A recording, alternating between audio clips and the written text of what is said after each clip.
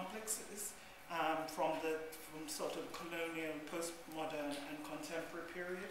Actually, I was actually looking at where we could open out the sites and take advantage of the of the train station, which will encourage people to move across the site, because I feel that if there are more people inside, it spreads more awareness. Watching people as they're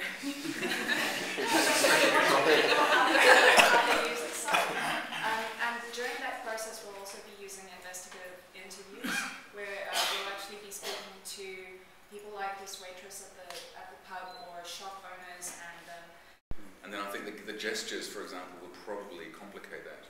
Yeah. That you might find curious forms of exchange in the pub that didn't fit with your category.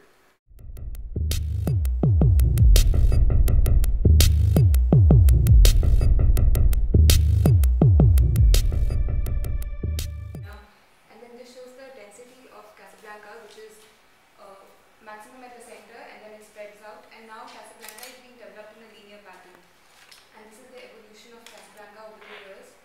So the idea is to look at the colonial past of Casablanca and acknowledge it and ground our work in that and look at how globalisation has kind of overtaken colonialism as kind of how the mall is influencing the retail system of the city in the very center of the city in any bank.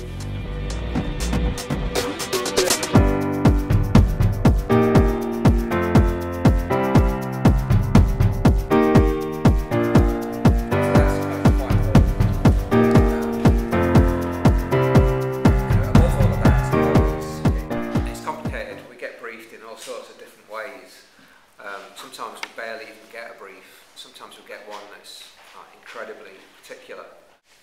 What you want it to kind of feel like, and I don't necessarily mean literally feel like, but what kind of qualities you want it to have as an object, but also in terms of its kind of what it's talking about and how it's going to say, kind of communicate those messages.